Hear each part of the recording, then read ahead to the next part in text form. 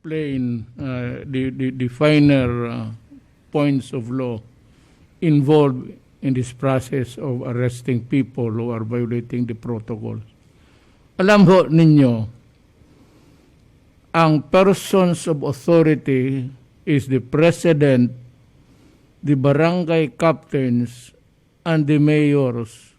Hindi nga ang governor eh. Totoo lang. It's only, I think the president, of course, tapos ang barangay officials, the municipal officials, the mayor, the barangay captain, and the teachers, lahat sila. All are persons in authority. Kaya ho binigay ang supervision sa pulis because ang pulis dyan sa munisipyo is the person in authority. Ang mga pulis are agents of a person in authority. Lahat.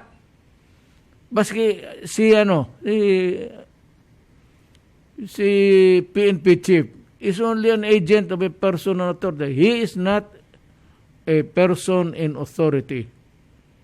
So, ganun ho ang takbo. Kaya ang barangay captain, you are called upon and will be held liable for the failure of implementing the law in your territory.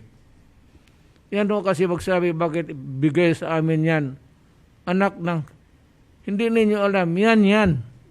That is the reason why you have to enforce the law. Yung barangay captain sa iyong lugar mo, you are the person in authority.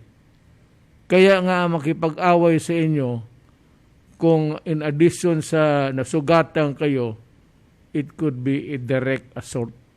May isang kaso pa nakapatong na paglaban mo sa otoridad ng gobyerno. That's the reason why. Ngayon, I am satisfied with the implementation of the law. Ako kasi ang itaas.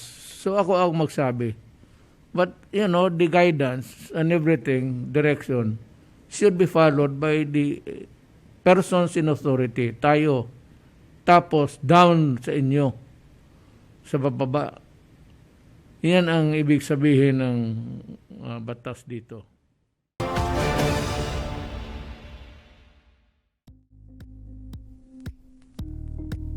Thank you for watching Politico TV. Please like and subscribe to our channel for more videos.